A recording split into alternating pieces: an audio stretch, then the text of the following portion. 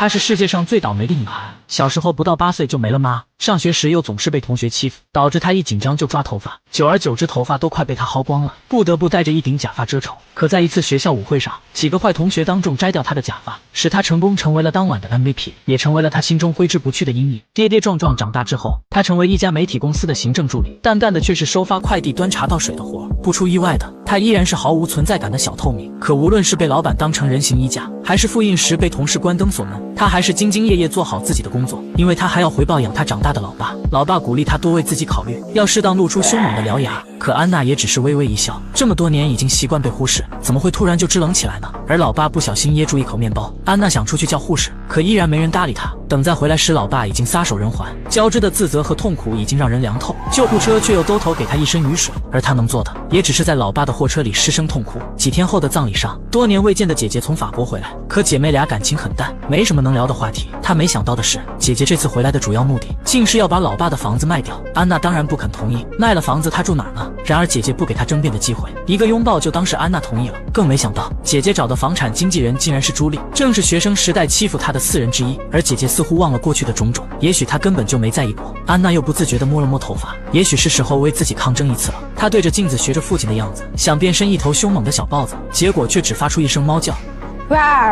不过也总算是迈出改变的第一步，他勇敢地踏进老板办公室，主动申请初级记者的职位。可老板却说他缺少那种杀手本能，根本不适合做记者。随后让他把简历扔进垃圾桶。这样的结果也许他本应想到，但心里还是郁闷到不行。然而不可否认，老板说的是对的，他确实只是一颗甜豌豆。就在这时，一个新人前来面试，而只因为老板和他的母亲相识，他就轻而易举得到了安娜想要的职位。他不可置信地看着这一切，想想自己当了多年的牛马，竟然比不过这个空降。此时真是越想越气，情不自禁就跟着那人走了出去。凭什么他抢了本属于自己的东西，不解决掉他难消心头之气？可万万没想到，出师未捷身先死。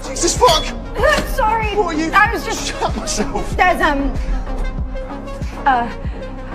form. Form. 也许懦弱的人更擅长编理由。安娜谎称每个新人都要填写表格，而她还没有男孩的联系方式。就这样，刚刚的满腔怒火，此时像踩在脚底下的那把刀一样，彻底偃旗息鼓了下去。可人倒霉的时候，连喝水都会塞牙缝。在晚上遛狗时，安娜又差点被一个纸尿裤砸到。再抬头一看，竟是朱莉的硕大一张广告牌。她属实搞不懂，为什么坏人都活得多姿多彩，而她却像一个下水道中的老鼠，任谁都能踩上一脚。心里充斥着紧张和愤怒，安娜不禁又揪下了一撮头发。她再也不想让噩梦重现。而就在这一晃神的功夫，老爸留下的那只唯一的宠物狗又丧命在车轮之下。这下他彻底绷不住了。此时朱莉的笑好像莫大的讥讽他这辈子都不敢抬头做人，讥讽他连一条狗都保护不好。而他能做的也只是用酒精来麻痹自己。埋葬了宠物狗后，他在酒精的作用下给姐姐留言，说他坚决不会同意卖掉房子，更不会通过朱莉的手。然后他一身湿漉漉的来到酒吧，趁着酒精的作用，让朱莉远离他的生活。 Stop pretending that you don't know what you did. I've no idea what you're talking about. You ruined my life. I don't know who I am. 安娜从没说过如此硬气的话，但也只是自己的情绪发泄罢了。这个世界向来是弱肉强食，有谁见过狮子会可怜羚羊呢？安娜又仿佛梦回当年，4个人将她的假发摘掉，让她成为全场的笑话。此时她仿佛又成为众人的焦点，忙又慌不择路地逃了出来。出来后又受到路人的冲撞，仿佛这个世界根本没有人会在乎她。此刻只想找个安静的地方独自疗伤，于是来到一处无人的桥洞底下，看到包里的那把刀，也许这辈子都不会有利刃出鞘的那一刻。而就在这时，旁边一个男人把尿滋了她一身，笑嘻嘻地说自己没看到。安娜气得鼓起勇气上前踢了一脚，男人却扬言今晚让她好看，出于自卫她划出一刀。没想到男人更加生气了，说这是他最喜欢的一件衬衫。You're fucked. You are so fucked. You are so fucking. 男人也是倒霉，竟惹到了一颗临近爆破的炸弹。安娜仿佛觉醒了体内的杀戮基因，此刻的感觉真是畅快无比。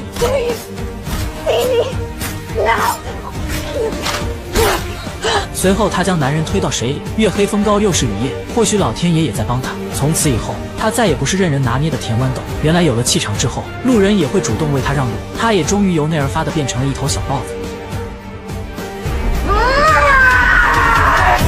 第二天起床，安娜看着镜子中的自己，惊讶地发现自己好像变漂亮了，头发似乎也比以前更多。然而想到昨晚的场景，他这才后知后觉感到害怕。再看到带血的衣服和那把刀，他顿时陷入一片慌乱。毕竟做什么都有第一次，他慌乱地把衣服塞进洗衣机，又把刀扔进沸腾的开水中，手忙脚乱地做完后，像往常一样坐公车去上班。在路上看见警察已经发现了尸体，此时他在心中祈祷，希望昨晚的大雨能冲刷掉所有痕迹。来到公司后，安娜主动向老板请缨去调查这起新闻，然后便和刚入职的小帅一起来到了死者家。老母亲当然极力维护儿子，说他是一个多么优秀的孩子，却惨遭凶手乱刀捅死。听此，安娜顿时觉得良心不安，于是假装借用洗手间来到楼上，而无意中又来到了死者的房间。在垃圾桶里竟有了意外收获，这是一张来自法院的传票，死者因为骚扰别人而受到起诉，看来这人本就不是什么好鸟。随后又走访了死者的同事，更加证实了男人就是个霸凌者。安娜顿时觉得良心没那么痛了，反而是他为民除害了。回去后，安娜将这一发现报告给老板。有什么比一个恶人有恶报的新闻更大快人心呢？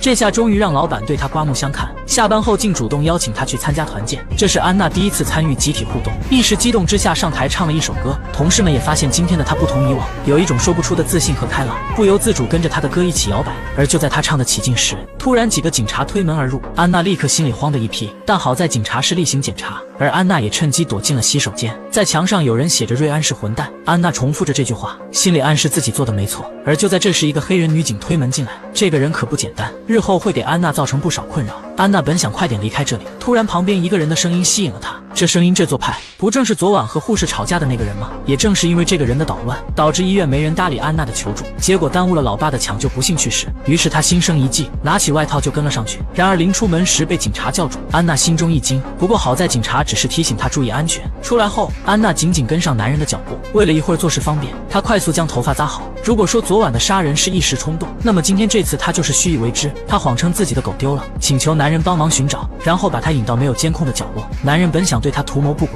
但可能是觉得她没啥姿色，于是便放弃了，开始认真帮她找狗。趁男人弯下腰时，安娜瞅准时机，利落地插向男人的大动脉，几刀之后，男人在一脸懵逼中死去。而此时的安娜不再有昨晚的慌乱和无措，而有一种大仇得报的快感和喜悦。然后收拾一番向家里走去，无意中发现了一个女人的海报，正是少女时代霸凌她的大姐大朱莉，此时已然是一个明星房产经纪人，而且还要卖掉她家的房子，是时候跟这个头号敌人会面了。不过这可是个大活，她可要好好谋划一下。于是先跟踪了她几天，不料越跟踪她越生气。朱莉不仅工作混得风生水起，生活里还有一个恩爱的未婚夫，凭什么坏人就过得问心无愧，而她却忍受了这么多年的内耗？此时报仇的心情从未如此迫切。为了让自己的手法更为专业，她一边看电视一边做笔记，然后将家里的冰柜清空，自己先躺进去试试尺寸，还差点把自己关在了冰柜里面。又来到老爸的修理厂，拿了一些防水布和胶带，正要走时被店里的小伙大山拦下。两人之前有过一次露水情缘，但那晚之后大山的回复便只有表情包。今天再次见到安娜，觉得有些惊艳，男人真是现实的动物。然后就主动邀请安娜共进晚餐，安娜当然也没拒绝。下班前还给自己化了一个美美的妆。可来到餐厅等了好久才等来大山，一个想握手，一个想拥抱，场面有一丢丢尴尬。不过很快言归正传，大山表示想买下安娜老爸的修理厂，而他找的中介正好就是朱莉。安娜听了未置可否，只是邀请大山尝一下美味。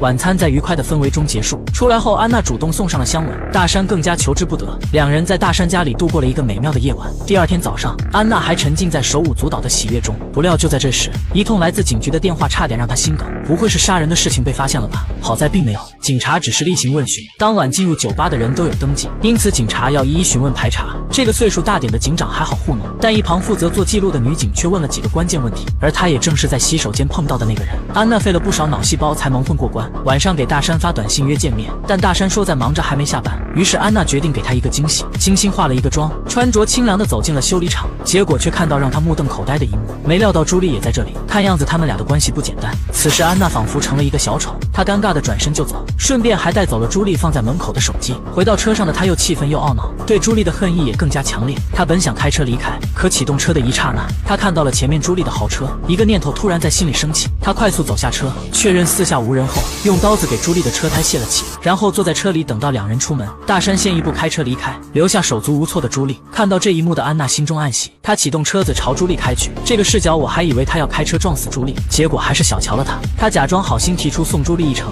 但朱莉执意让他帮忙叫个出租车。安娜见状转头就走，朱莉没有办法，只好跟了上去，心不甘情不愿地坐上了他的货拉拉。一路上两人尴尬地聊着天，还提起了最近被杀的2个人。不知不觉就到了安娜的家里。安娜说：“反正你也要卖我家的房子，不如现在就进来看看。我告诉你房子有什么问题。”一向没把安娜看在眼里的朱莉不会想到，这一进去就再难出来了。安娜在后面将门锁上，然后把朱莉带到了储藏间。事到如今，她也不想隐瞒了。It was me, Julia.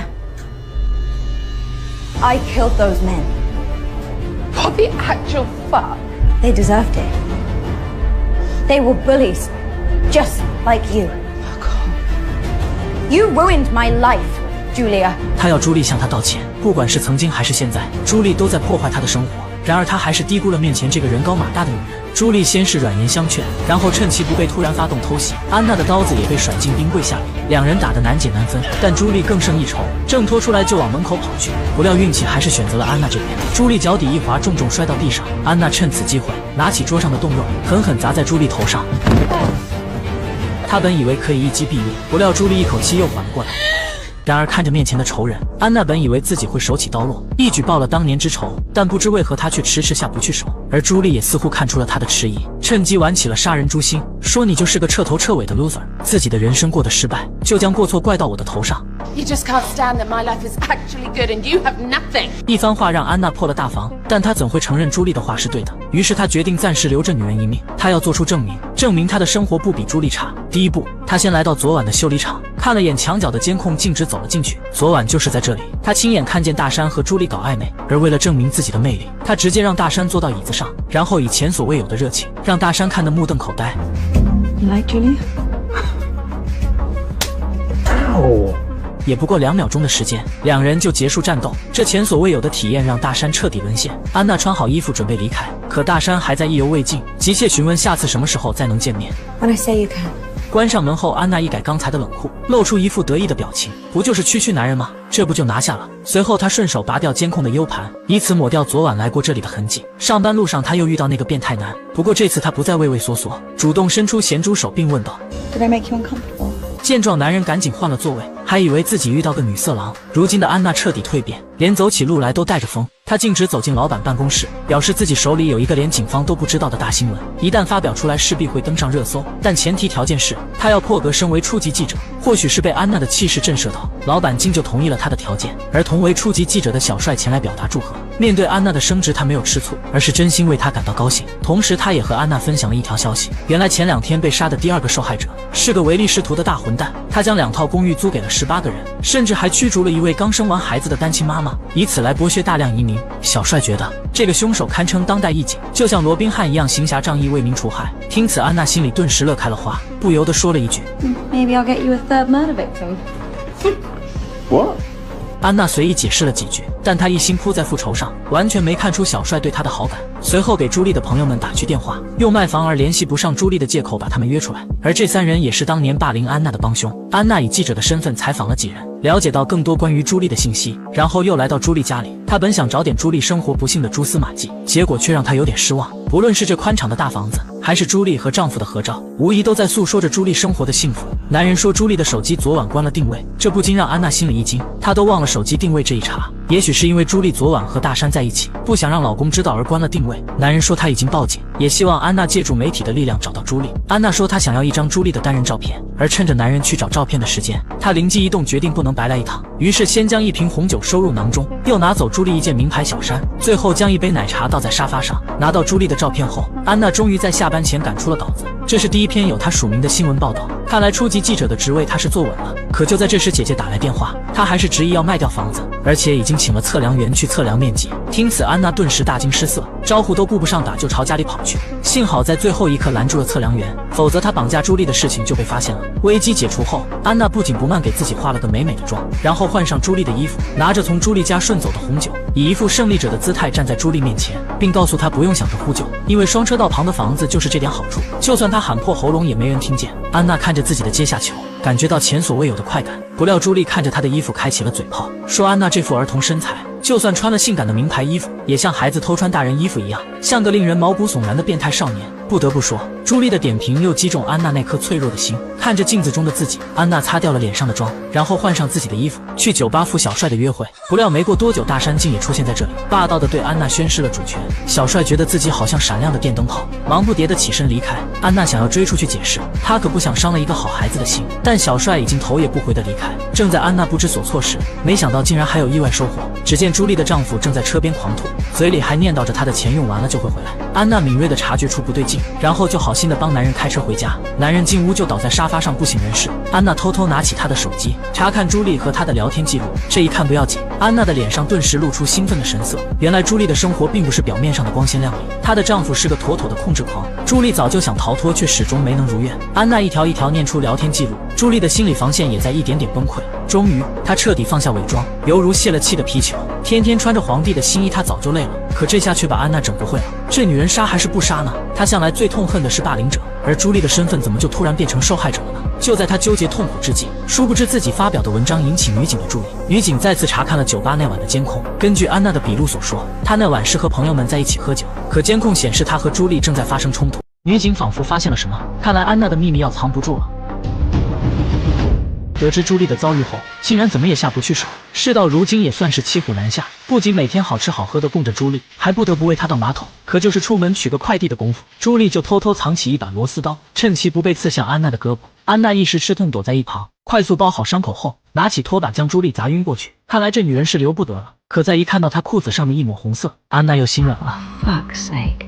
朱莉洗了2天来的第一个热水澡，她拨开头发露出脖子后面的疤痕，这都是拜她的家暴丈夫所赐。有一次她试图想要逃跑，结果却被丈夫直接推向玻璃门。安娜没有想到朱莉的真实生活竟会这么惨，可当初霸凌她也是不争的事实。然而朱莉却说她是出于妒忌，因为安娜有一个深爱她的父亲，而朱莉从没体会过亲情，所以才欺负安娜获得一些心理平衡。就在这时，手机收到一条短信，大山表示明天警察要找他谈话，因为在修理厂发现了朱莉的车。安娜心里一惊，看来晚上要施展美人计了。可她的化妆技术着实一般，连朱莉都看不下去了，一边给她打着眼影，一边说起自己的故事。她的丈夫控制欲极强，每次不化全妆就不让她出门。有一次她只是忘了补妆，就逼她吃下一支口红。安娜此时突然觉得她的遭遇和朱莉相比，似乎没那么值得一提了。而就在画眼线时，朱莉的手停下了几秒，只要往那大大的眼睛里戳一下，她一定可以轻松逃离这里。可她还是没有这么做，而这一举动也赢得了安娜的信任。2个昔日的仇敌，此时仿佛有了些许惺惺相惜。安娜盛装来到大山家里，找了个借口让大山明天不要在警察面前提起她。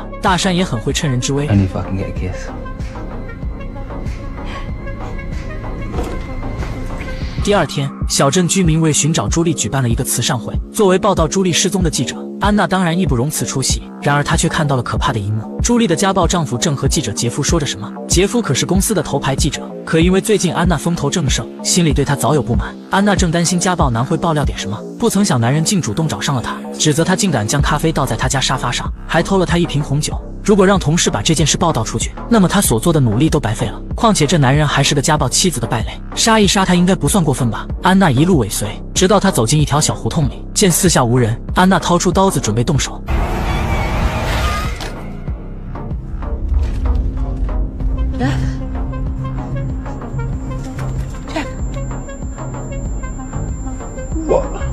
What we gonna do?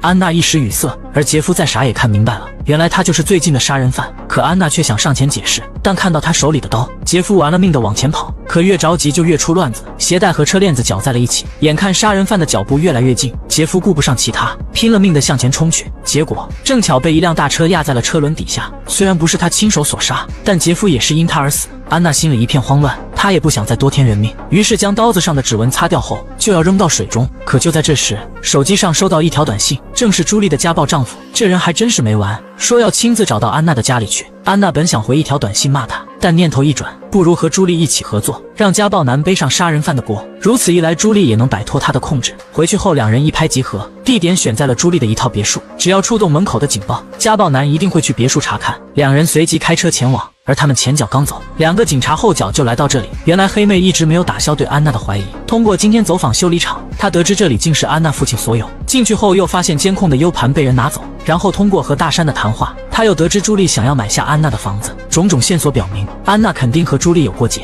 而非安娜所称的好朋友。如今他想趁着安娜家里无人进去查看，却遭到同行的老警察反对，毕竟私闯民宅可是犯法。黑妹很是无奈，谁叫她也是警局里的小透明呢？她的话从没得到重视过。另一边，安娜和朱莉来到别墅，她用力撞开大门，进去后布置了一番现场，伪造出朱莉被关了几天的假象，再将那把刀放在旁边抽屉中，一切准备就绪后，安娜悄悄躲在了一旁。没过一会儿，家暴男就到了这里，在朱莉的指点下，他拿出抽屉里的刀给她松绑，也成功让刀沾上她的指纹。安娜在一旁用朱莉的手机报了警。本来故事到此可以结束了，安娜正想悄悄离开时，没想到家暴男果然变态，他竟一想出绑匪侵犯了朱莉，甚至要脱下她的裤子做检查。朱莉不同意，他就死命掐住脖子，眼看朱莉就要被掐死，安娜不得已从角落走了出来，男人这才松开手。朱莉对他已经彻底失望，说两人的关系到此结束。没想到家暴男竟然开始一哭二闹三上吊，甚至对着朱莉跪下求情，可朱莉依然不松口，他竟然用生命做威胁。眼看朱莉要绷不住了，安娜索性上前帮他一把。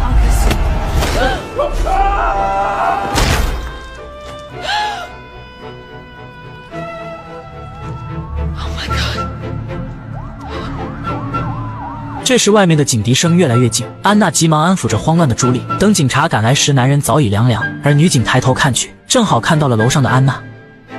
带回警局后，安娜和朱莉分别被单独审问。朱莉说自己被丈夫绑架，危急关头是安娜救了她，而那把刀也是丈夫拿出来的。可黑妹自然不会相信她的话，她一定事先和安娜串好了口供，随后又来到安娜这边，两人展开了第一次正面交锋。收集了这么久的线索，黑妹对于将安娜绳之以法充满信心。她直言安娜的母亲在她8岁时带着姐姐离开，又在上学时受到朱莉等人的欺凌，如今相依为命的父亲死了，而朱莉又要买下她家的房子，怎么看两人都应该是仇敌才对，怎么会千方百计去救朱莉呢？至于那把凶器就更说不通了，因为安娜的父亲是一个木匠，而那把刀正是木匠的常用款式，所以安娜才是那个连环杀人魔。不得不说黑妹的推测滴水不漏，这席话深深戳中了安娜的内心，她又不自觉地开始揪头发。然而所有一切都是黑妹的推断，她拿不出任何有力的证据来证明。看着黑妹咄咄逼人的审问，一旁的女警长看不下去了，她赶忙把黑妹叫了出去，责备她立功心切不顾事实。别忘了安娜可是一个记者，舆论的威力有多么可怕，要是她出去后一通乱写，将会给警局造成多大的麻烦。此案就到此结束，命令黑妹不要再查下去。安娜就这样有惊无险地脱了罪，男友大山将她送回了家，发现门口有一个快递，打开后里面是父亲的骨灰。安娜一时之间愣了神，就在这时有人在敲窗户，竟然是朱莉回来了。两人经历了这么多事后，竟然有了相知相交的感觉。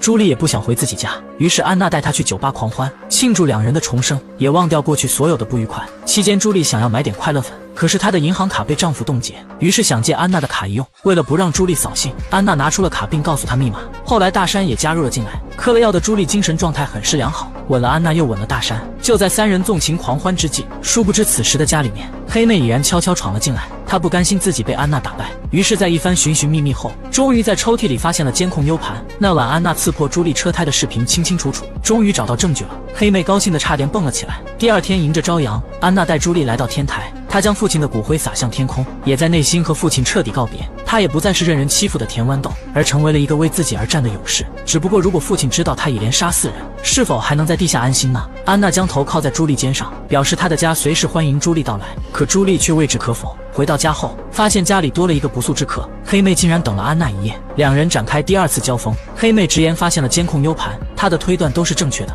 人们都被这个大眼萌妹给骗了，她才是真正的连环杀人魔。然而安娜听了一脸淡定，因为黑妹简直是知法犯法，私闯民宅找到的证据法院是不会采用的。黑妹虽然不甘心，但也不得不承认安娜说的是事实。这一局安娜再次宣告胜利，可她刚松了这口气，不料男友大山却背刺了她。他以帮安娜做掩护为理由，逼迫安娜将父亲的这所修理厂低价卖给他。安娜以前只以为这人有点好色，没想到人品竟然这么无耻。可为了不生事端，她只能暂时接受他的条件。不过来日方长走着瞧，日后如果大山知道他威胁的是个杀人魔，不知是否会为今天的决定后悔呢？安娜的名字一签，两人的关系也到此结束。安娜回家后给朱莉打去电话，邀请她来家里吃晚饭。不过朱莉的电话转到了留言信箱。就在这时门铃响起，竟然是小帅主动找来了。经历了大山的背叛后，安娜终于发现了小帅的真心。一晚美妙过后，两个人的心也越来越近。此时安娜感觉无比幸福，虽然父亲已经去世，但她又拥有了友情和爱情。她把昨晚和小帅的约会告诉了朱莉，却一直等不来他的回复。这时手机收到信息，是一条英国航空的银行卡消费记录。安娜心里一惊，急忙给朱莉打去电话，可依然是语音信箱。难道朱莉要离她而去了吗？然而他更不会想到，刚刚收获的爱情也即将消失。小帅说他正在做关于朱莉的新闻报道，警方刚给他传来了凶器照片，可打开一看，两人的表情都瞬间凝固。这不正是初次见面时安娜拆快递用的那把刀吗？小帅再傻也察觉出不对劲，但是他依然不愿相信会是安娜，执意要去厨房翻找这把刀。安娜心里明白不会找到的，面对小帅的质问，他最终承认了。但那些人都是该死的坏人，霸凌者不应该得到惩罚吗？而他所做的正是为民除害的好事啊！小帅听了满心伤痛，他爱的人怎么会是个杀人魔呢？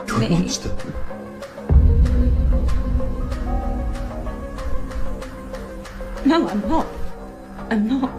此时小帅一刻也不想多待了，可安娜还在不停流泪挽留他。突然之间，安娜看见旁边桌上的餐刀，于是她毫不犹豫拿起刀，手起刀落，一刀接着一刀。可之前的杀人她是畅快的，而这次她却是心如刀绞。然而她不得不如此，她不能让小帅活着走出这扇门。可她万万没想到，此时房门突